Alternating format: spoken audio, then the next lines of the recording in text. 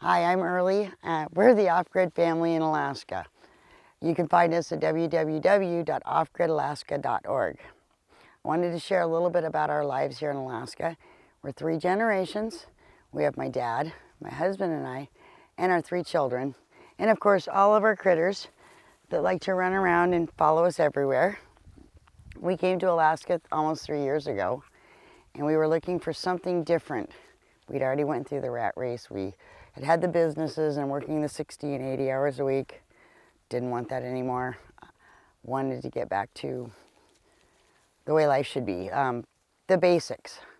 And that's what we did. We came here and we've built everything from the ground up on raw land that humans had never been on before, other than maybe walking through during hunting. And our neighbors now are moose and bear and wolves and coyotes and every other kind of animal that you can imagine. Some domestic and some not.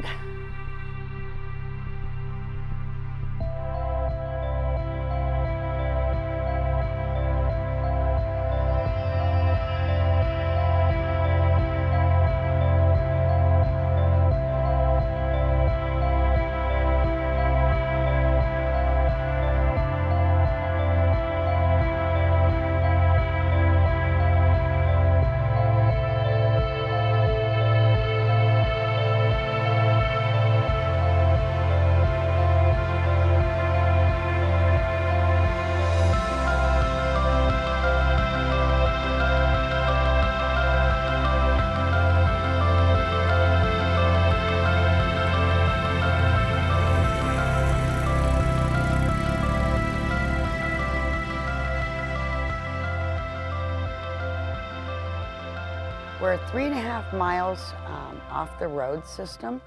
So what we do is we park out on the road, and depending on the time of year and how wet it is, we either come out at the 3.5 miles by 4-wheeler, or there have been times where everything that we did was with our own 2 legs, and we would haul our supplies in backpacks. We raise pigs, and of course those are for our own use, and we also sell pigs. We have goats, and currently we're at 20 goats, and that changes by the season. And we raise those for meat and for milk, and out of the milk we make other products, cottage cheese and other cheeses and sour cream. We also raise rabbits and ducks and chickens and turkeys and anything else that we can find to raise, bees. Gardening is one challenge here in Alaska that I wasn't quite prepared for, but we have adapted rather well. So what we've had to do is we've had to literally take the muskeg and start building it up with dirt and build our own soil. We now have 2 greenhouses, and they are very prolific. And with our natural fertilizer from all of our animals, we're able to produce our own tomatoes and carrots and celery and every other kind of vegetable imaginable. And we're on our way to being 100% self-sufficient.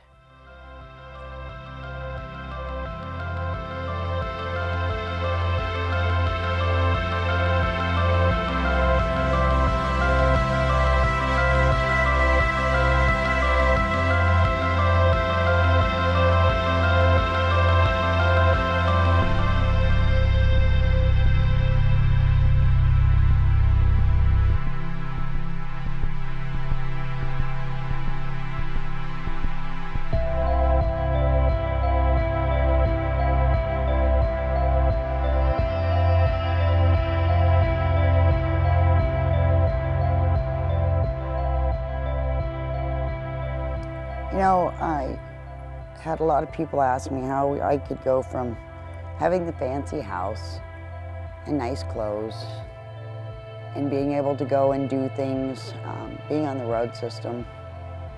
And a lot of people question my sanity of bringing my children out in such a harsh environment. And to them, it's a very scary environment with all the wild animals and everything.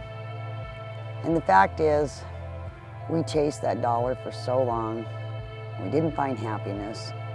I mean, yes, we were happy, but there was never that peace. There was always, you gotta strive for something else. And out here, we found the peace, and we found our contentment. And I don't think that I am jeopardizing my children. I mean, the world's a scary place. Every day you see in the news about children being abducted or drive-by shootings.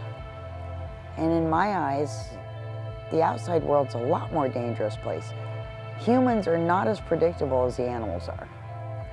So I don't feel like I'm shortchanging my children. I think I'm giving them the opportunity to see more of what there is to offer. And I sincerely hope that when my children are grown, they don't see money as something that they've got to always be striving to get more of.